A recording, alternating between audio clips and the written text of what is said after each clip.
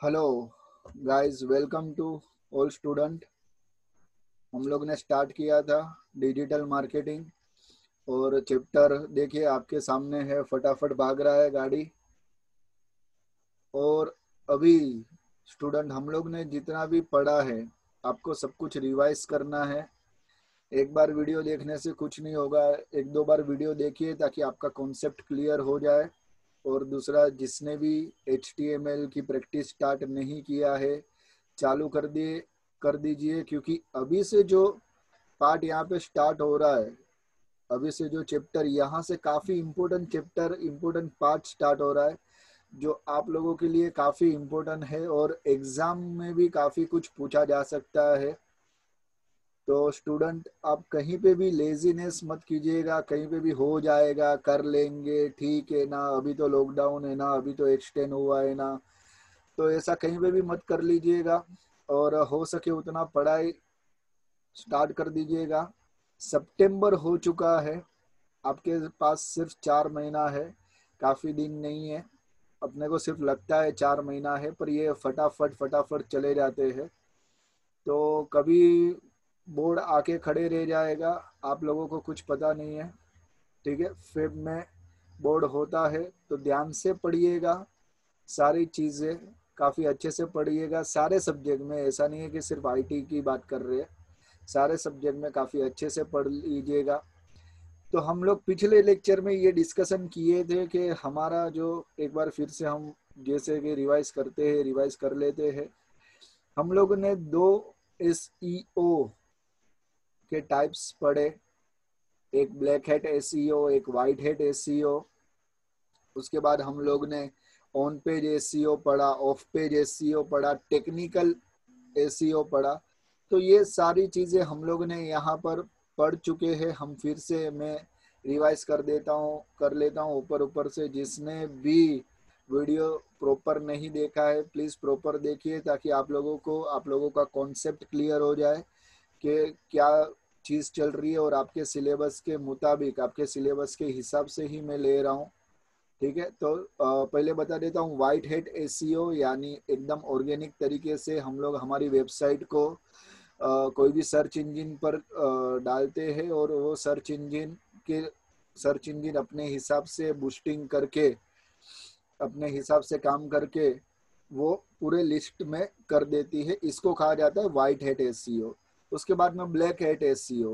Black hat SEO यानी हम हमारे जो वेबसाइट के कंटेंट है उसके अदर देन कंटेंट, मतलब वो कंटेंट के रिलेटेड कुछ भी ना हो, फिर भी हम हमारे वेबसाइट पे उस रिलेटेड कीवर्ड डाल देते हैं। मैंने एग्जांपल भी दिया था कि अगर हमारे वेबसाइट सिर्फ शूज बनाती है, हमारी वेबसाइट में सिर्फ शूज का, हमारा काम सिर्फ शूज बनाने का है, और हम लोग ये भी डाल दे कि अगर फैंसी शर्ट भी हम लोग मैन्युफैक्चर करते हैं, फैंसी T-शर्ट भी मैन्युफैक्चर करते हैं, और ये गलत कीवर्ड हम लोग हमारी वेबसाइट पे डाल के हमारी वेबसाइट पर ट्रैफिक और व्यूज बढ़ा सकते हैं। अदर देन कंटेंट हम लोग जो भी काम करते हैं या सर्च इंजन के एल्गोरिदम्स से हम लोग छेड़खानी करते हैं, सर्च इंजन के सोर्स कोड या कोड से हम लोग छेड़खानी करते हैं, इसको कहा जाता है ब्लैक हैट SEO। उसके बाद हम लोग ने पढ़ा था ऑन पेज SEO, यानी आप लोगों को वेबसाइट के ऊपर जो भी चीजें दिखाई देती है, जो भी चीजें आप लोग रीड कर सकते हो, आप लोग मतलब जो एंड यूजर है उन लोग रीड कर सकते हैं, तो उसको कहा जाता है ऑन पेज SEO। यानी उस कीवर्ड के थ्रू, उस टेक्स्ट के थ्रू भी कोई भी सर्च इंजन हम लोगों को टॉप 10 में, टॉप 5 में या टॉप 20 में ला सकता है। उसके बाद of page SEO। Of page SEO, of page SEO का मतलब कि हमने हमारी वेबसाइट पर कुछ नहीं डाला है, मगर हमारी वेबसाइट पर कुछ ऐसी लिंक डाली है जो लिंक हमको दूसरी वेबसाइट पर लेके जा रही है, भले हमारे ही कंटेंट है, हमको दूसरी वेबसाइट पे लेके जाते हैं, उसको कहा जाता है ऑफ पेज SEO। मैंने यहाँ पर एग्जांपल दिया था कि हमारे वीडियोस चलते हैं, HM क्लासेस के वीडियोस यूट्यूब पे चलते हैं, पर हमको हमारी वेबसाइट पे यूट्यूब की लिंक डालनी पड़ती है। वो लिंक के थ्रू YouTube पर हमारे वीडियोस ओपन होता है, मगर YouTube पर ओपन होता है, YouTube एक प्लेटफॉर्म पर ओपन होता है, डायरेक्टली हमारी वेबसाइट पे नहीं दिखाई देता है, YouTube पर दिखाई देता है, तो इसको कहा जाता है ऑफ पेज SEO। उसके बाद टेक्निकल SEO की हम लोग ने बात किया था। यहाँ पर टेक्निकल SEO का मतलब होता है कि आप जो वेबसाइट बनाते हो, आप जो वेबसाइट क्रिएट करते हो, वो वेबसाइट प्रॉपरली क्रिएट इसी तरीके से करेंगे जो हर डिवाइस में प्रॉपरली दिखाई देता है। ऐसा ना हो कि लैपटॉप में क्रिएट कर लिया तो फिर मोबाइल में कैसे दिखाई देगा, मोबाइल में कैसे व्यू आएगा, ऐसा नहीं, ऐसा कहीं पर भी ना हो, ये खास ध्यान रखना है। या टेबलेट पे कैसे दिखाई देगा, ये खास ध्यान रखना है। तो इसको कहा जाता है कि टेक्निकल एसईओ, यानी जो भी डेवलपर्स है वो ये सारी चीजों का ध्यान रखता है कि एसईओ के बेस पर एक तो उसको वाइट हेट एसईओ करना है, ऑर्गेनिक तरीके से काम करना है, दूसरा ऑन पेज एसईओ भी वो अच्छे से काम करे, ऑफ पेज एसईओ भी अच्छे से काम करे, टेक्निकल एसईओ भी अच्छे से काम करे, ताकि हो सके उतना ज्यादा से ज्यादा ट्रैफिक, हो सके उतना ज्यादा से ज्यादा व्यूज हमारी वेबसाइट को मिले, हमारे कंटेंट को मिले। तो ये सारी चीजें बहुत ही इम्पोर्टेंट है, बहुत ही मायने रखती है। अब जो यहाँ से चैप्टर का पार्ट आता है, चैप्टर टर्निंग ऐसे कहा जाता है, ये भी काफी इम्पोर्टेंट है, ये भी काफी समझने वाली बात है आप लोगों को। अभी ध्यान से देखिए, यहाँ पर आपको एकदम ही ध्यान से पढ़ना है। मैं भले पैराग्राफ पढ़ता हूँ, आप लोग भी अपनी टेक्स्ट बुक साथ में रखिएगा, कहीं पे भी ऐसा कुछ हो तो अंडरलाइन कर लीजिएगा, कहीं पे भी आपको कुछ इम्पोर्टेंट लगे तो वहां पर लिख लीजिएगा। और आपको कुछ भी डाउट है तो मुझे फोन करके पूछ सकते हो या तो कमेंट में पूछ सकते हो, ठीक है। तो यहाँ पे स्टार्ट करते हैं। मिस्टर सुहास को समझ में आ गया है कि I must put relevant content on my website, कि वेबसाइट पे एकदम रिलेवेंट कंटेंट ही डालने का, जो हमारी वेबसाइट है, जो हम काम करते हैं उसके रिलेटेड ही हम कंटेंट डालेंगे। नहीं हम ब्लैक हेट एसईओ करेंगे और ना ही कुछ ऐसा काम करेंगे जिससे हमारा वेबसाइट का रैंक कहीं ना कहीं सर्च इंजन लो कर दे। तो but then how do I decide whether my content is relevant और नॉट। तो यहाँ पर एक हम कैसे डिसाइड कर सकते हैं कि हमने जो वेबसाइट क्रिएट करा है तो वो वेबसाइट का जो हमारे प्रोडक्ट्स है उसको रिलेवेंट कैसे करना है। तो यहाँ पे टोटली रोल, बहुत ही इंपॉर्टेंट रोल आता है वेबसाइट मेकर का, डेवलपर का, जो डेवलप करता है वेबसाइट, जो वेबसाइट डिजाइनर है, उनका काफी यहाँ पर इम्पोर्टेंट रोल आता है। देखिए डॉक्टर अजय उसको समझाते हैं कि your company is manufacturing of spring and bearing आता है ना, स्प्रिंग एंड बेरिंग। तो ये आपको ध्यान रखना है कि आप क्या मैन्युफैक्चरिंग करते हो। Why developing the website, a website designer must take care to add keywords. तो यहाँ पे जो डेवलपर्स है, यहाँ पर जो वेबसाइट मेकर है, उसको खास ध्यान रखना है कि क्लाइंट का जो मैन्युफैक्चरिंग है उसके रिलेटेड कौन सा कीवर्ड्स दिया जाता है, उसके रिलेटेड किस तरीके से कीवर्ड देते हैं। तो यहाँ पर उसको समझाया जाता है, समझा रहे हैं कि add keyword such as a compression spring, spring को हम कंप्रेस कर सकते, स्प्रिंग को खींच सकते, extension spring, draw bar springs etcetera. If search keywords are used to the meta tag। देखिए HTML में काफी इंपॉर्टेंट टैग है मेटा टैग, आगे आपको ये मेटा टैग के लिए बताएंगे, मगर मैं अभी से बता देता हूँ मेटा टैग होता क्या है। देखिए मेटा टैग एक ऐसा टैग है, इसके अंदर आप कुछ भी लिखते हो। मेटा टैग कहाँ पर यूज होता है पहले ये बता देता हूँ। मेटा टैग यूज होता है हेडिंग में, टाइटल में, डिस्क्रिप्शन में, जहां पे भी आपको देना है और वहां पर देना होता है मेटा टैग जो एकदम ही हमारी इंफॉर्मेशन प्रॉपर हो, हमारे कंटेंट के रिलेटेड इंफॉर्मेशन हो। मेटा टैग क्या करता है, मेटा टैग हमारे इंफॉर्मेशन, हमारे जो प्रोडक्ट के रिलेवेंट इंफॉर्मेशन है वो इंफॉर्मेशन सर्च इंजन को प्रोवाइड करता है। क्योंकि सर्च इंजन कोई भगवान तो नहीं, उसको पता नहीं चलता है। तो सर्च इंजन को कैसे पता चलता है, तो मेटा टैग के थ्रू पता चलता है कि अच्छा ये वेबसाइट सिर्फ शूज बनाती है, अच्छा ये वेबसाइट लेदर शूज बनाती है, अच्छा ये वेबसाइट आदमियों की भी शूज बनाती है, लेडीज जेंट्स सबके शूज बनाती है।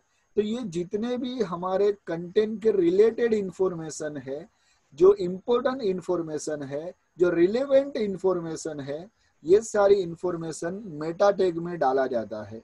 तो Meta tag while creating a website that means a topic और M of the website is same and its content are relevant. The content must be designed using HTML5 और HTML tag. Use bold में use किया जाता है Meta tag, आई में bold, italic, underline, H1 H2 5, और कहीं पे भी पैराग्राफ वगैरह में भी अगर यूज करते हैं कुछ कीवर्ड्स पैराग्राफ में भी डाल दे तो भी चलता है, ऐसा कोई नहीं है। अच्छा, मेटा टैग यूज कैसे करना है मैं आपको सिखाऊंगा। फर्स्ट चैप्टर में है मेटा टैग, वहां पर सिखाऊंगा कि मेटा टैग यूज कैसे करना है। यहाँ पर सिर्फ आप इतना ध्यान रखिए कि मेटा नाम का एक टैग है, उसके डिटेल में भी मैं आपको फर्स्ट चैप्टर में बताऊंगा, क्योंकि वो उसके साथ लिंक है। अभी बता दूंगा तो आप भूल जाओगे वापस। तो अभी सिर्फ आप इतना ध्यान रखिए कि मेटा टैग एक ऐसा टैग है जो हमारी वेबसाइट की information, important information search engine को प्रोवाइड करती है। तो इसलिए हम लोग मेटा टैग टाइटल में डालते हैं, हेडिंग में डालते हैं, डिस्क्रिप्शन में डालते हैं, और जहां पे भी ऐसा जरूरत पड़ता है वहां पे मेटा टैग हम लोग डाल देते हैं। और मेटा टैग के साथ हम लोग बोल्ड, इटालिक, अंडरलाइन, जो भी मतलब इम्पोर्टेंट इंफॉर्मेशन जिसके अंदर हम लोग लिखते हैं, जो टैग के अंदर हम लोग लिखते हैं, वो टैग में मेटा टैग डाल देते हैं। तो इवन द ओल्ड ALT लिखा है तो वो ALT नहीं है, ओल्ट है।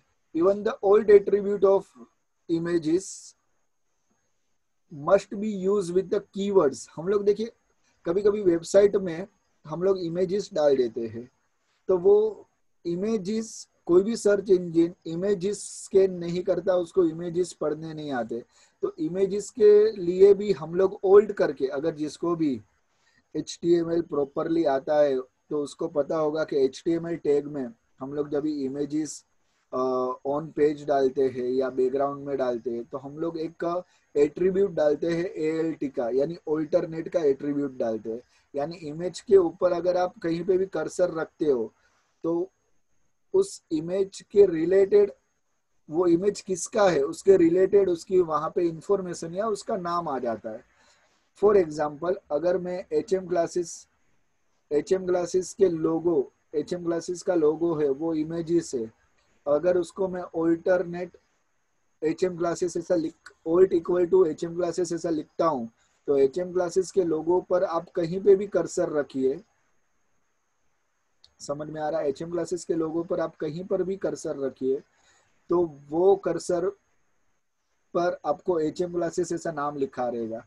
तो सर्च इंजन क्या करता है, वो इमेज को स्कैन नहीं करता है, इमेज के साथ जो अल्टरनेट कीवर्ड्स डाला हुआ है उस कीवर्ड को स्कैन करके हम लोगों की वेबसाइट को बूस्टिंग करता है। तो यहाँ पर डॉक्टर अजय मिस्टर सुहास को यही बता रहे हैं कि अगर हम लोग वेबसाइट बनाते हैं और वेबसाइट में इमेजेस डालते हैं तो इमेजेस में भी हम लोगों को कहीं ना कहीं कीवर्ड, ओल्ट नाम का एक एट्रीब्यूट है, ओल्ट नाम का एक एट्रीब्यूट है इमेज के टैग में, उसको यूज करके alt attribute, even the alt attribute of image must be use with the keywords. So crawlers, देखिए क्राउलर्स के बारे में हम लोग ने बात किया था, आगे भी बात किया था कि हर एक सर्च इंजन का अपना एक स्पाइडर होता है, अपना एक क्राउलर्स होता है। क्राउलर्स यानी एक सॉफ्टवेयर से जो हमारी वेबसाइट को स्कैन करके हमारे सारे डेटा उस सर्च इंजन के सर्वर पर अपलोड कर लेता है। तो ये क्राउलर्स नाम का एक सॉफ्टवेयर है। तो यहाँ पे डॉक्टर अजय क्या बोलते हैं, क्राउलर्स कैन नॉट रीड इमेज, वो इमेज को रीड नहीं कर सकता, but they read description and classify the content. मगर इमेज के साथ जो कीवर्ड यूज किया होता है उसको रीड करके वो बता सकता है कि ये इमेज किस तरीके का है, ये इमेज क्या है। ठीक है, ये पैराग्राफ में इतना है, अभी आगे और भी है बताता हूँ। तो मिस्टर सुहास को अभी समझ में आ रहा है कि अच्छा सर व्हाट आर कीवर्ड्स। तो अभी डॉक्टर अजय बताते हैं कि कीवर्ड्स क्या है। थोड़ा यहाँ पे थोड़ा खींचा हुआ है, मुझे ऐसा लग रहा है कहीं पे भी कंटेंट थोड़ा खींचा हुआ है ये पैराग्राफ में, फिर भी मैं आप लोगों को अभी पढ़ना है अपने को तो पढ़ा देता हूँ। तो व्हाट आर कीवर्ड्स, अभी आप लोगों को भी पता चल गया है कि कीवर्ड्स होता क्या है। काफी एसईओ में काफी बेस और काफी इंपॉर्टेंट चीज होती है कीवर्ड्स। अब जिस तरीके से कीवर्ड्स यानी जो भी हमारी वेबसाइट है उसके रिलेटेड जो हम कुछ लिखते हैं उसको कीवर्ड्स कहा जाता है। हम लोग ने एग्जाम्पल भी शूज का देखा था, online shoes, shoes for man, shoes for women, shoes for girls, shoes for boys. हम लोग ने पिछले लेक्चर में ये सारे एग्जाम्पल भी देखे थे। तो मिस्टर सुहास बोलते हैं कि sir what are keywords to, तो डॉक्टर अजय यहाँ पे उसको समझाते हैं कि to rank your website you must follow the tactic of long tail and short tail keywords. देखिए दोनों में दोनों ही काफी इम्पोर्टेंट है। जो भी वेबसाइट मेकर्स होता है वो क्या करता है, कुछ कीवर्ड्स लॉन्ग टेल डाल देता है। अभी लॉन्ग टेल कीवर्ड्स यानी और कुछ नहीं होता है, जितना कीवर्ड्स बड़ा उसको लॉन्ग टेल कीवर्ड्स बोलते हैं। यानी फला फला फला फला फला, तो वो एक लॉन्ग टेल कीवर्ड्स हो गया। शॉर्ट टेल कीवर्ड्स यानी छोटा। फॉर एग्जांपल मैं यहाँ पे एग्जांपल दे देता हूँ। हम लोग ने शूज ऐसा करके सर्च किया था, तो शूज एक शॉर्ट टेल कीवर्ड्स है। और लॉन्ग टेल कीवर्ड्स के लेदर, शूज फॉर मैन ये लॉन्ग टेल कीवर्ड्स हो गया। शूज फॉर वुमेन ये लॉन्ग टेल कीवर्ड्स हो गया। Shoes for man for leather shoes, तो ये हो गया एक लॉन्ग टेल कीवर्ड्स यानी एक बड़ा सा कीवर्ड्स। मतलब क्या होता है लॉन्ग टेल कीवर्ड्स का एक फायदा ये होता है कि अगर आप कुछ एक लॉन्ग टेल कीवर्ड्स यूज करते हो आपकी वेबसाइट पे, बोले आपको जितना चाहिए उतना कर सकते हो कीवर्ड्स में, ऐसा नहीं है। तो आप जो लॉन्ग टेल कीवर्ड्स यूज करते हो, तो ये लॉन्ग टेल कीवर्ड्स अगर कोई एंड यूजर सर्च करता है तो और वो कीवर्ड्स आपकी वेबसाइट से मैच करता है, तो आपकी वेबसाइट तुरंत ही बूस्टिंग होके टॉप 5 या टॉप 10 के लिस्ट में आ सकती है। क्योंकि बहुत सारे लोग लॉन्ग टेल कीवर्ड्स नहीं डालते, और डालते भी है तो उतने रिलेटेड नहीं डालते जैसे हमने डाला। हमारा एक यूनिक लॉन्ग टेल कीवर्ड्स होता है। यहाँ पे हम लोग समझाते हैं, डॉक्टर अजय समझाते हैं, मैं आपको बताता हूँ काम। A long tail keyword, long tail is a long keyword and short tail is a short keyword. You can use your intelligence to rank your website using small keywords or long keywords. Let me give you example. If I want to search a shoes, देखो यहाँ पर भी उन लोग ने shoes की बात की है, and I type keyword shoes, जैसा short, इसको कहा जाता है short keywords. On search engine, it is a small keywords used by million of people. देखिए शूज सिर्फ डालने पे बहुत सारे लोग शूज डालते ही है, हमने भी डाला था, शूज डाले ही थे। तो millions of people here your search results shows only popular website on the first few page. तो जो भी पॉपुलर वेबसाइट है जैसे एडिडास हो गया, पुमा हो गया, रीबॉक हो गया, नाइकी हो गया, तो ये जितनी भी पॉपुलर वेबसाइट्स है उन लोग का ही दिखाई देगा क्योंकि पॉपुलर है। उन लोग कुछ सर्च इंजन को पे करते होंगे, ज्यादा पे करते होंगे, सर्च इंजन उसके वेब पे वेबसाइट को बूस्ट करता होगा। और हो सकता है कि कहीं ना कहीं हमारी वेबसाइट ना भी दिखे फर्स्ट 2 पेज पे या फर्स्ट 3 पेज पे, हमारी वेबसाइट भी ना दिखे। तो हम लोग क्या करेंगे, पहले पढ़ लेते। First few pages, someone with a newborn website, अभी जिसने नई वेबसाइट बनाई है, about shoes can't expect his website to be shown on the top. वो कभी भी एक्सपेक्ट नहीं कर सकते क्योंकि नया वेबसाइट क्रिएट किया है। अभी गूगल को भी वहाँ उसकी वेबसाइट को स्कैन करने में टाइम लगेगा, गूगल के स्पाइडर भी उसकी वेबसाइट तक जाने में पहुँचने में टाइम लगेगा, क्योंकि हर एक सेकेंड में, हर एक मिनट पर, हर एक आवर में पूरे वर्ल्ड वाइड वेब कितना, पूरे वर्ल्ड में कितना सर्वर पर वेबसाइट अपलोड होती होगी। तो गूगल को ये सारी जो नई वेबसाइट है उसको स्कैन करने में टाइम लगता है। तो हो सकता है कि गूगल पे या कोई और सर्च इंजन पर भी तुरंत ही आप बोलो कि तुरंत ही अगर हमारी वेबसाइट दिखाई दे, तो ऐसा नहीं हो सकता है। जा सकता है, कोई दिन जा सकते हैं, कुछ महीनों तक जा सकते हैं, कुछ लोगों के तो 2-3 महीने तक भी रिजल्ट नहीं आते हैं, तो नहीं आते हैं। तो शूज यहाँ पे लिखा है someone with newborn website about shoes can't expect his website to be shown on the top. But now if he use keyword in the meta, अगर वही कीवर्ड वो मेटा में डाले तो सर्च इंजन को थोड़ा सा यहाँ पे कहीं ना कहीं मैंने जैसे कहा कि इम्पोर्टेंट रोल होता है वेबसाइट डेवलपर्स का। तो जो भी आप आईटी पढ़ने वाले हो या आगे आपको ऐसा लगता है कि 12th के बाद आप आईटी फील्ड में जाने वाले हो, वो खास करके ध्यान से सुनिएगा कि अगर आप आपके क्लाइंट को एक अच्छे तरीके से सर्विस देते हो और उसकी वेबसाइट अच्छे तरीके से बूस्टिंग करवाने में मदद करते हो, तो आपको वो क्लाइंट भी उसका ही वेबसाइट नहीं, उसके रिलेटेड जितने भी लोग रहेंगे, अगर उनको भी कुछ बनाना रहेगा वेबसाइट एप्लीकेशन, तो वो आपको ज़्यादा काम दे सकता है। तो आपको ये थोड़ा सा ध्यान रखना है, कहीं ना कहीं अच्छी सी सर्विस देनी है। आपके अपना इंटेलिजेंस, आपको अपनी कोडिंग किस तरीके से यूज़ किया जाता है, काम किया जाता है, आपको पता होना चाहिए। But now if he use keywords in the meta, यानी मेटा टैग में कीवर्ड्स यूज करे, देखिए यहाँ पर उसने यूज किया है brown soft comfortable running shoes. ये पूरा एक कीवर्ड से brown soft comfortable running shoes, इसको कहा जाता है लॉन्ग टेल कीवर्ड्स। ये लॉन्ग कीवर्ड्स है, brown soft comfortable running shoes, ठीक है। Then such a long keyword may be use by less website. ऐसा किसी ने भी डाला नहीं होगा, या किसी ने डाला होगा तो बहुत ही कम लोग, ना के बराबर वेबसाइट में डाला होगा। तो हम ऐसे कुछ लॉन्ग टेल कीवर्ड्स का भी यूज कर सकते हैं मेटा टैग में, ताकि हमारी वेबसाइट को भी रैंक मिले, हमारी वेबसाइट भी व्यू हो और हमारी वेबसाइट भी ट्रैफिक हो।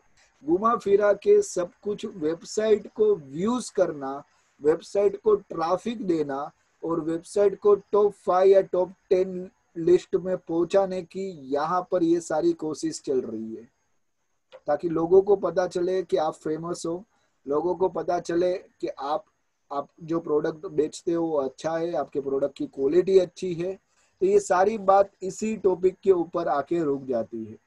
तो उस टॉपिक के मतलब आपकी वेबसाइट को टॉप पर लाने की ही सारी बात यहाँ पे चल रही है। समझ में आ रहा है? ये पूरा चैप्टर इसके ऊपर ही बेस है, ठीक है। डिजिटल मार्केटिंग इसी तरीके से वर्क होता है। Then such a long keyword may be use by less website, this may result in ranking the website at higher position. हो सकता है कि अगर आपने ये कुछ ऐसे 2-3 लॉन्ग कीवर्ड डाल दिए और वो भी मेटा टैग में डाल दिए, वो भी डिस्क्रिप्शन में डाल दिए, तो हो सकता है कि वो डिस्क्रिप्शन पढ़ते ही या डिस्क्रिप्शन पढ़ते ही लोग आपकी वेबसाइट पर आ सकते हैं, आपकी ट्रैफिक बढ़ सकता है और सर्च इंजन भी आपको टॉप लिस्ट पर ला सकता है, ठीक है। मिस्टर सुहास, अभी सुहास वापस कुछ पूछ रहा है। Now suggest me a tool which can work and tell me what is shortfall in website my website so I can successfully evaluate my website optimisation. अभी देखिए यहाँ से वो काफी अच्छा और इंटरेस्टिंग क्वेश्चन पूछता है कि अभी आपने मुझे बता तो दिया कि वेबसाइट क्या होता है, वेबसाइट को डिजिटल मार्केटिंग क्या होता है, वेबसाइट को कैसे लोकेट करना होता है, व्यूज कैसे बढ़ाना है, ट्रैफिक कैसे बढ़ाना है, एसईओ क्या है, ब्लैक हेट एसईओ क्या है, यानी ऑफ पेज और on page, of page technical, ये सारी चीजें मुझे पता चल गई है और एकदम क्रिस्टल क्लियर मैं समझ चुका हूँ। तो अभी आप मुझे बताओ कि ये सारी चीजें मैं करूँ कैसे? पता है, मगर टूल कौन सा यूज करूँ, किस तरीके से मैं वर्क करूँ? तो यहाँ पे डॉक्टर अजय बोल रहे हैं, now I will tell you a very important thing about SEO audit. देखिए ये भी काफी इंपॉर्टेंट चीज है सही में, SEO audit and how SEO optimizes the website. पहले पढ़ लेते हैं। An SEO audit helps to find out what could be the what could be done to improve ranking on search engines so that the consumer could find the website with a great case. SEO Optimizer is a free SEO audit tool that will perform detailed SEO analysis. देखिए यहाँ पे नीचे एक note भी दिया है उन लोग ने, there are many SEO audit tools available on internet such as WooRank.com, Varvi.com and SEO site checkup.com। देखिए ऐसा नहीं है कि आपने सूस के ऊपर वेबसाइट बनाई तो आपके दिमाग में जो 4-5 आया कीवर्ड्स वो डाल दिया तो हो गया, तो रैंक मिल जाएगा, ऐसा नहीं है। आप जो एसईओ कीवर्ड्स डालते हैं, आप जो एसईओ करते हो, उसका भी चेकअप, उसका भी ऑडिट करना जरूरी है कहीं ना कहीं ऑडिट टूल से, तो ताकि अपने को भी पता चले कि हम जो एसईओ कर रहे हैं वो प्रॉपर वे से कर रहे हैं। उस एसईओ के दौरान मतलब हमारी वेबसाइट पे ट्रैफिक आएगी कि नहीं। ये एसईओ ऑडिट किस तरीके से वर्क करता है आपको बताता हूँ। आपने जो वेबसाइट बनाई है, आपको एसईओ कराना है एक सर्च इंजन में, तो आपके जो कीवर्ड है वो आप एसईओ ऑडिट टूल की मदद से आपकी सारी वेबसाइट को सर्च मतलब ऑडिट करवाएंगे। ऑडिट यानी चेकिंग करवाएंगे कि किस तरीके से आपने कीवर्ड डाला है, वो कीवर्ड उसके रिलेटेड है या उससे भी बेटर कीवर्ड आपको वो टूल सजेस्ट करेगा, आपको यहाँ पर हेल्प करेगा कि आप एक काम कीजिए, ये कीवर्ड मत डालिए, ये कीवर्ड डालिए। आपको अगर आपको पता है या नहीं मुझे नहीं पता, आप कभी भी कोई भी ईमेल अकाउंट बनाते, चाहे जीमेल का हो चाहे याहू का हो या कोई भी XYZ ईमेल अकाउंट बनाते, तो आपको पता है एक सजेशन उन लोग देते हैं आपका नाम का कि आप ये नाम रखिए तो ज्यादा बेटर है, आप ये नाम रखिए तो ज्यादा बेटर है, आप ये नाम रखिए तो ज्यादा बेटर है। तो एक सजेशन उन लोग देते हैं। तो उसी तरीके से एसईओ ऑडिट टूल में कुछ सजेशंस आते हैं कीवर्ड्स के, और या कुछ ऐसी चीजें बता सकते हैं जो आपके परफॉर्म को, आपके एसईओ के डिटेल को पूरी तरीके से एनालिसिस करके आपको बता सकते हैं कि ये बेटर है, ये अच्छा खासा चल सकता है वेबसाइट। तो ये सारे नीचे देखिए नोट में उन लोगों ने जो दिया है उसी तरीके से वो काम करता है। ठीक है, यहाँ पे बता दिया है मेन के सबसे मेन चीज है एसईओ ऑडिट होना। अगर एसईओ ऑडिट प्रॉपर हो जाता है तो फिर कोई दिक्कत नहीं है। हाँ, और नया जो न्यू कमर्स है अगर उन लोग वेबसाइट बनाते हैं तो कहीं ना कहीं ये टाइम लगता ही है कि गूगल को सर्च पे, गूगल के वहां पर आना, गूगल के पेज पर आना 1-2 दिन या 5 दिन 8 दिन उतना तो जाता ही है हार्डली। बोले आप कितना भी अच्छा एसईओ करो, कितना भी अच्छा एनालिसिस करवाओ कोई भी सॉफ्टवेयर या कोई भी टूल्स के मदद से, पर ये कहीं ना कहीं थोड़ा बहुत तो टाइम ले ही लेता है। ठीक है, it provides clear and actionable recommendation that can be taken improve your online presence। आप कैसे प्रेजेंट कर सकते हो अपनी वेबसाइट को, ये ज्यादा अच्छे से बता सकता है आपको। Some of the way to optimize the web page for SEO। अभी देखो यहाँ से काफी इंपॉर्टेंट चीज स्टार्ट हो रही है कि अगर SEO को ऑप्टिमाइज करना है तो फर्स्ट आपको HTML का हेडर H1, आपका डॉक टाइप HTML का होना चाहिए। Web page having HTML code should start with doctype HTML। आपको वेबसाइट डॉक टाइप HTML से लिखना है। फिर आपको टाइटल टैग देना है। Title tag is an HTML element that specifies the title of a web page. Title tag are display on search engine result pages. अभी आपको टाइटल भी ऐसा देना है जो सर्च, जो आपको टाइटल भी वैसा ही कीवर्ड डालना है जो सर्च इंजन उसको अच्छे से कर सकते हैं। जैसे वेब पेज आपकी वेबसाइट शूज की है तो आपको टाइटल भी कुछ अच्छा खासा शूज के ऊपर ही देना है। ठीक है, as click search engine result pages is the clickable headline for a given result, therefore it recommended to use title tag. Title tag आपको बहुत ही अच्छे से देना है। उसके बाद में मेटा टैग आपको काफी अच्छे से देना है। देखिए यहाँ पे मेटा टैग के ऊपर थोड़ा इन लोग ने डिटेल में दिया, मैंने आपको आगे बताया meta tag. Meta tag are snippets of codes. Snippets यानी कैप्चर करना, snippets of code that tell search engine important information about your web page. आपके वेब पेज की इंपोर्टेंट इंफॉर्मेशन सारे जो भी उसके रिलेटेड है वो मेटा टैग में डाल दीजिए। About your web page is also an essential to boost your on page SEO। और ऑन पेज एसईओ में भी आप कुछ ऐसे कीवर्ड्स डाल दीजिए मेटा टैग के साथ जो आपके पेज को, आपके वेबसाइट को बूस्ट करने में हेल्प मिले। उसके बाद में आपको बॉडी कंटेंट में अच्छा खासा बॉडी कंटेंट में हेडिंग टैग डालना है। Heading tags are necessary for both usability and SEO. आप जो भी यूज करते हो वेबसाइट का और SEO of your web page, search engine primarily take keywords from the content. Keyword ही सर्च करेगा भाई सर्च इंजिन, तो आप कौन सा कीवर्ड डालते हो वही सर्च करता है। तो keyword from content, heading tags and titles to develop the content context of a web page. Therefore the web page should include proper heading. उसके बाद में आपको प्रॉपरली हेडिंग देना है। मैंने आगे भी बताया कि आप लोगों का जो मेटा टैग है वो, और आप जो वेबसाइट बनाते हो वो जो आपके प्रोडक्ट के रिलेवेंट ही बनाओ, ये काफ़ी बेटर होता है। और एकदम ही सिंपल बनाओ ताकि तुरंत कीवर्ड समझ में आता है, तुरंत ही पता चले, सर्च इंजिन को भी पता चले। बहुत हाई फाई कीवर्ड रखने की ज़रूरत नहीं है, बहुत ही पैराग्राफ लॉन्ग टेल कीवर्ड रखने की ज़रूरत नहीं है। एक कीवर्ड आप कुछ 5 6 8 कीवर्ड डाल सकते हो, उसमें से 3 कीवर्ड लॉन्ग टेल रख सकते हो, 3 4 कीवर्ड शॉर्ट टेल कीवर्ड रख सकते हो। तो और आपके जो बॉडी का कंटेंट है उसमें भी आप जो हेडिंग देते हो वो भी हेडिंग आप काफी अच्छे से मेटा टैग में डाल के दे सकते हो। उसमें आप H1 to H6 tag use करते हो, जहां जहां आपको जरूरत पड़ती है वो सारी चीजें आप यूज कर सकते हो, मगर उसके पहले आपको प्रॉपरली HTML आना चाहिए। ठीक है, ये भी समझने के लिए आपको प्रॉपरली HTML आना चाहिए कि H1 to H6।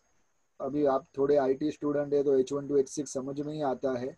और अगर अभी भी आपको H1 to H6 समझ में नहीं आता है तो मेहरबानी करके IT से हट के हिंदी ले लीजिए कॉलेज में। ठीक है, उसके बाद यहाँ पे आता है इमेज टैग। जहां जहां जरूरत पड़ती है वहां पे आपको इमेज देना ही पड़ेगा, देना ही चाहिए, क्योंकि इमेज अट्रैक्टिव बनाता है हमारे वेबसाइट को। मगर सिर्फ इमेज देके कोई मतलब नहीं है, आप इमेज टैग के साथ ओल्ड एट्रीब्यूट भी डालिए। जैसे हमने आगे डिस्कशन किया कि ओल्ड एट्रीब्यूट करता गया है, तो ओल्ड एट्रीब्यूट देखिए, कोई भी सर्च इंजिन या क्रोवलर्स इमेज, हमने आगे ही पढ़ा, इमेज को स्कैन नहीं करता है। इमेज के साथ जो ओल्ड एट्रीब्यूट में जो कीवर्ड्स डाला होता है उसको स्कैन करके समझता है कि अच्छा ये जो कीवर्ड है ये कीवर्ड के रिलेटेड ही इमेज है। फॉर एग्जाम्पल, अगर मैं शूज का इमेज डालता हूँ और कीवर्ड शर्ट का डालता हूँ तो ये रिलेवेंट नहीं है, ये उसके रिलेटेड नहीं है। तो ये अगर कोई शर्ट करके सर्च करेगा तो आपकी वेबसाइट भले टॉप पर जाएगी पर दिखेगा क्या, इमेज शूज का। तो आपकी वेबसाइट का रैंक ऑटोमेटिकली नीचे चले जाएगा, क्योंकि कोई व्यू करेगा ही नहीं, कोई विजिट करेगा ही नहीं, ट्रैफिक आएगा ही नहीं। तो ऐसा गलत भी कीवर्ड डाल के कोई मतलब नहीं है, आपके कंटेंट के रिलेटेड ही कीवर्ड डालना है आपको। तो image tag with old attribute by adding an old text you provide user of screen readers and search engine with a textual description of what's on that image। उस image क्या वो किसका है। This improves accessibility and your chance of ranking high in image search। ठीक है, image search के हिसाब से भी आपका जो वेबसाइट है वो ऊपर जा सकता है। हमने आगे भी देखा था स्पॉन्सर में, वहां पे कार की इमेज ही है, तो इमेज पे क्लिक करेंगे तो ऑटोमेटिकली वेबसाइट ओपन हो जाएगी। देखा था कि नहीं, मैं फिर से दिखाऊँ क्या? आगे ही स्पॉन्सर जब हम पढ़ रहे थे, देखिए यहाँ पर भी लैपटॉप की, देखिए ये सारी, आने दीजिए, आपके डिस्प्ले पर आएगा। ये देखिए, ये भी लैपटॉप की इमेजेस ही है। ये इमेजेस के थ्रू वेबसाइट ओपन होती है। ये इमेजेस के नीचे देखिए रेट भी लिखा है और नीचे उसकी साइट भी दिया है, amazon.in amazon.in amazon.in। तो ये हो जाता है इमेजेस के थ्रू हम लोग वेबसाइट को भी ओपन कर सकते हैं, तो ताकि इमेजेस उसके रिलेटेड ही होना चाहिए।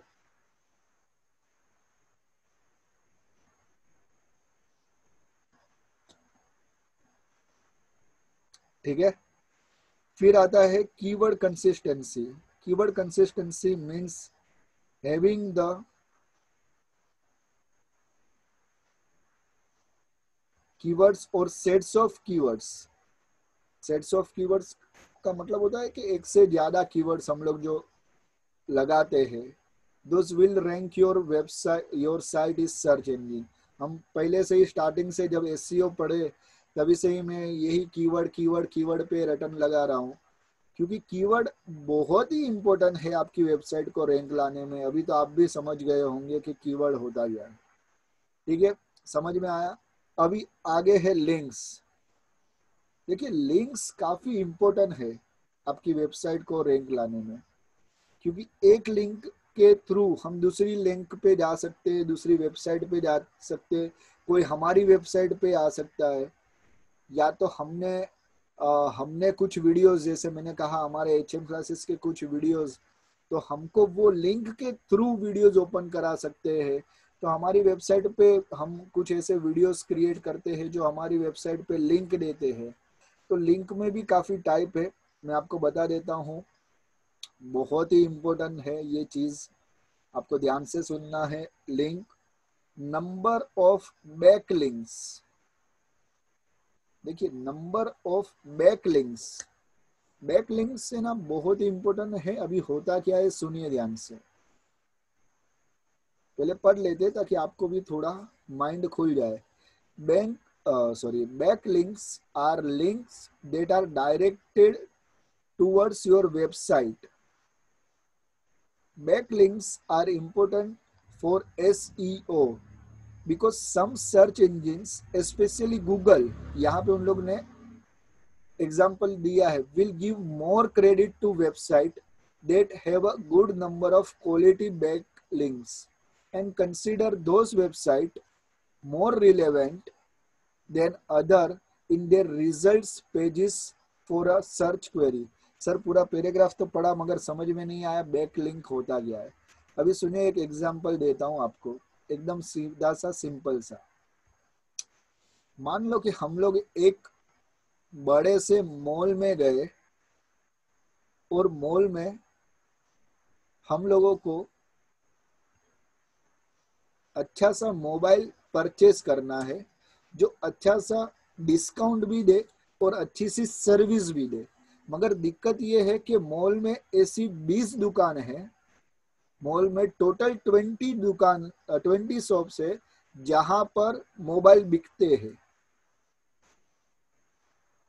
तो हम किसी को पूछते हैं कि भाई अगर हमको, वॉचमैन को ही पूछते हैं कि हमको अगर मोबाइल लेना है तो कौन सी दुकान में अच्छा मिलेगा। तो वॉचमैन हमको सजेस्ट करता है कि आप वो दुकान में जाइए। फॉर एग्जाम्पल टॉप 10 नाम की एक दुकान है, टॉप 10 मोबाइल शॉप ऐसा एक दुकान है। तो वो हमको सजेस्ट करता है कि टॉप 10 में जाइए, आपको एक अच्छा मस्त मोबाइल उन लोग परचेज, अच्छा मोबाइल देते हैं और उसकी सर्विस भी काफ़ी अच्छी है और मार्केट रेट से उसके भाव थोड़े कम होते हैं। ठीक है, फिर हम थोड़े आगे जाते हैं, हम किसी और को पूछते हैं कि हमको वॉचमैन को क्या पता रहेगा, किसी और को पूछते तो किसी और भी उसको ही सजेस्ट करता है कि हाँ भाई वहां पर जाइए। फिर किसी और को पूछते हैं, वो भी उसको सजेस्ट करता है कि हाँ भाई वहां पर जाइए।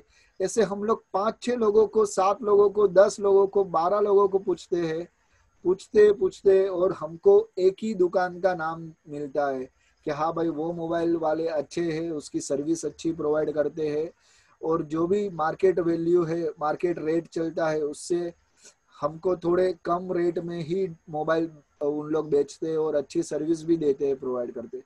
तो ये एक अच्छा आपके मोबाइल पे, मोबाइल ओनर के लिए या मोबाइल शॉप के लिए एक अच्छा क्रेडिट बन जाता है कि लोग उसके मोबाइल को, मोबाइल शॉप को, मोबाइल की दुकान को सजेस्ट करते हैं और बोलते हैं कि हाँ भाई वहां से लीजिए।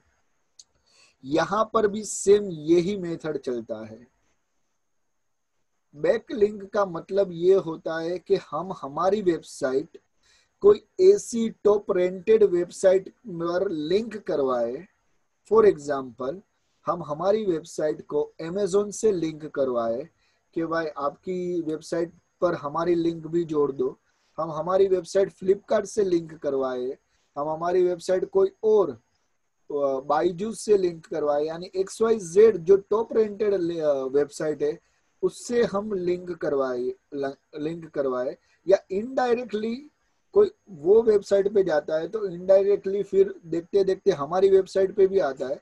तो गूगल क्या करता है, यहाँ पे उन लोग ने गूगल का नाम लिया है इसलिए मैं बताता हूँ। गूगल क्या करता है कि फॉर एग्जाम्पल www.xyz.com ये नाम की एक वेबसाइट है जो हर किसी वेबसाइट में दिखाई देती है, हर किसी वेबसाइट वाले ये वेबसाइट को सजेस्ट कर रहे हैं, तो ये वेबसाइट में वाकई अच्छा कंटेंट होगा, वाकई अच्छा उसने उसके प्रोडक्ट के रिलेवेंट उसने कुछ प्रोडक्ट इंफॉर्मेशन डाली होगी। तो गूगल अपने आप ही क्या करता है, हमारी वेबसाइट यानी xyz.com वेबसाइट को उसके टॉप लिस्टेड पे लेके जाके रख देता है। इसको कहा जाता है बैकलिंक्स। ये बैकलिंक्स काफी इंपॉर्टेंट होता है एसईओ में, क्योंकि ये सर्च इंजन यही देखता है कि ये लिंक और किसी वेबसाइट पर लिंक है क्या, जो अच्छा जो मतलब टॉप रेटेड वेबसाइट है उस पर लिंक होनी चाहिए। कोई आलतू फालतू वेबसाइट पे लिंक रहेगा तो वो भी नहीं देखेगा। तो टॉप रेटेड वेबसाइट पर लिंक है तो ऑटोमेटिकली हमारी वेबसाइट को वो बूस्ट करता है, हमारी वेबसाइट पर ट्रैफिक आना शुरू हो जाते हैं, व्यूज आना शुरू हो जाते हैं। तो इसको कहा जाता है बैक लिंक्स। उसके बाद ब्रोकन लिंक्स। ठीक है, अभी देखिए बैक लिंक्स तो समझ में आया, आपको समझ में आया, नहीं समझे तो फिर से आप पूरा मेरा एग्जाम्पल पढ़ ली, एग्जाम्पल मैंने कहा है वो फिर से रिवाइज करके देख लीजिएगा। फिर है ब्रोकन लिंक्स। अभी ब्रोकन लिंक्स होता क्या है, देखिए ऐसा है ना कि हमने हमारी वेबसाइट पर एक इमेजेस डाले, जैसे ही इमेजेस डाले गूगल भाई साहब ने वो इमेजेस को स्कैन किया अपने स्पाइडर के थ्रू, क्रोलर्स के थ्रू, ठीक है, स्कैन किया और हमारे डेटा को अपलोड कर लिया अपने डेटा में, अपने सर्वर पर अपलोड कर लिया। ऐसा हुआ कि 4 या 5 दिन के बाद हमको वो इमेजेस या वो लिंक डिलीट करनी पड़ी कुछ रीजन से। पर गूगल के वेबसाइट पर, वेब सर्वर पर वो अभी भी फिलहाल दिखा रहा है इमेजेस, क्योंकि गूगल ने हमारे डेटा को कॉपी किया है, हमारे डेटा को अपलोड किया है, तो वो दिखा रहा है। तो जब भी कोई, फॉर एग्जांपल मैंने एक लेदर शूज का एक बहुत ही अच्छा इमेजेस मेरी वेबसाइट पर मैंने अपलोड किया, ठीक है, काफी अच्छा और काफी सस्ता अपलोड किया, गूगल ने वो पूरा इमेजेस प्राइस के साथ या मेरे कुछ और टेक्स्ट के साथ कॉपी करके अपने सर्वर पर अपलोड कर दिया। कोई गूगल पे सर्च करेगा लेदर शूज तो वहां पर मेरा इमेजेस दिखेगा।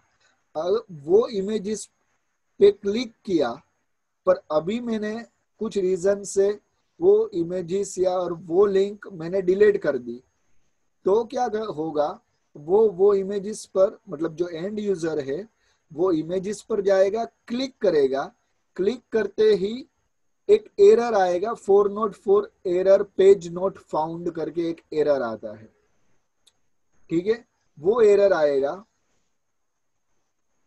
तो इससे क्या होता है, एक हमारी माइनस पॉइंट यहाँ पर क्या होता है कि ऑटोमेटिकली आपकी रैंकिंग कम हो जाती है, क्योंकि एक बार पता चल जाता है कि xyz.com तो सिर्फ ऐसे ही फ्रॉड वेबसाइट है, वहां पे कुछ होता ही नहीं है, जब भी क्लिक करो 404 का एक एरर ही आ जाता है।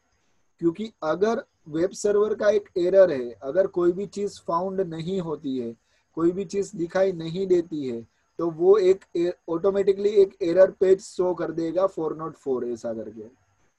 तो 404 एक एरर कोड है जो पेज नोट फाउंड का एक एरर कोड है, ठीक है, तो वो शो कर देगा। तो जाहिर सी बात है आपने भी अपनी वेबसाइट पे से वो लिंक हटा दी है, आपने भी अपनी वेबसाइट पे से वो इमेजेस हटा दिए हैं, तो गूगल के पास भले वो इमेजेस है और वो है, मगर वो जब लिंक पर क्लिक करेगा तो आपकी वेबसाइट पे वो कहीं पे भी दिखाई नहीं दे रहा है। तो सर्वर एक एरर दे देगा। तो ऐसे जो एरर बन जाते हैं, ऐसे बार बार जो एरर बने हैं, ये एरर को कहा जाता है ब्रोकन लिंक्स। तो ये जो सुंदर पिचाई है, ये हमेशा बोलता है कि आप लोग ये बैक लिंक करने से बेटर है ना, आप अपनी वेबसाइट के ब्रोकन लिंक पर ज्यादा ध्यान दियो।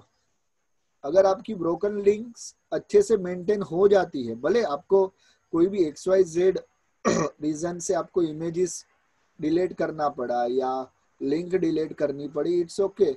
आप उसको फिर से रिवाइज कीजिए, आप उसको फिर से कोई और इमेजेस दीजिए, उस लिंक को फिर से कोई और इमेजेस दीजिए, उस लिंक को फिर से कोई और लिंक दीजिए, ताकि अगर जो यूजर गूगल पे एक चीज ढूंढ के आपकी वेबसाइट पे आता है, तो वो आपकी वेबसाइट पर आए और आपकी वेबसाइट को विजिट करे, आपकी वेबसाइट पर व्यू करे, ना कि उसको एक 404 का एरर पेज दिखाई दे।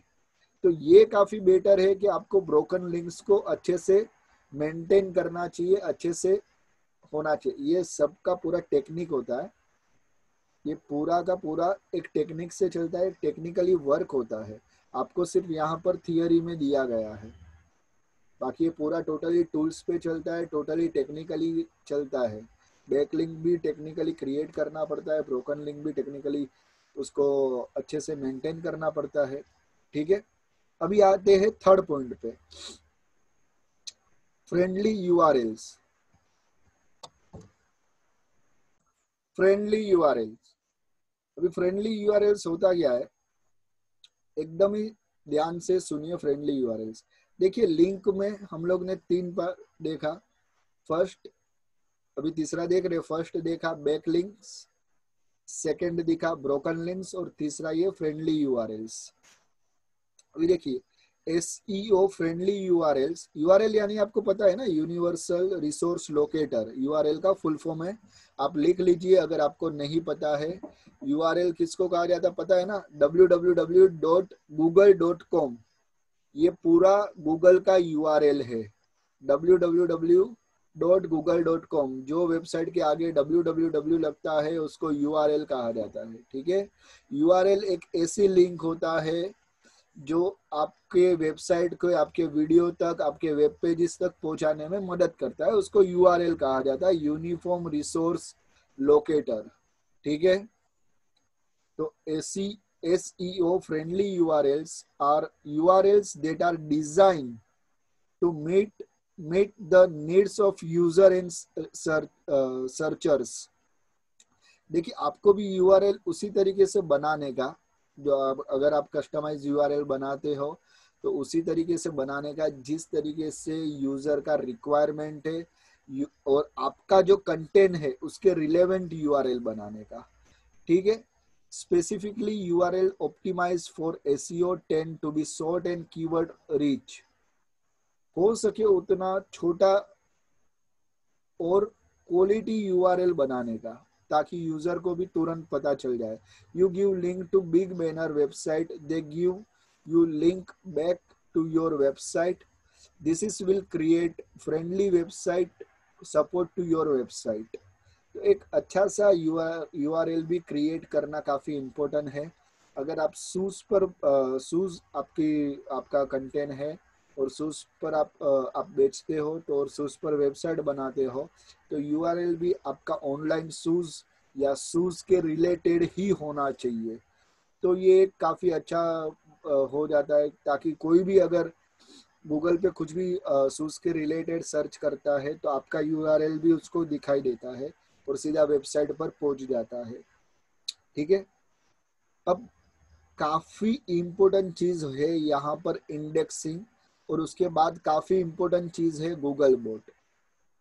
देखिए, मैंने कहा था कि वो जो स्टार्टिंग अपना हमने जब लेक्चर स्टार्ट किया, वहां से वो पार्ट काफी इम्पोर्टेंट है।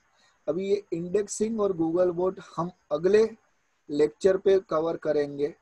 तब तक के लिए बाय, और अच्छे से पढ़िएगा। अगर नहीं समझ में आया फिर से वीडियो देखिएगा, भले एक बार नहीं देखना है आपको, 2-3 बार देखिए, ताकि आपका जो भी कॉन्सेप्ट है वो क्लियर हो जाए। ठीक है, bye bye, God bless you.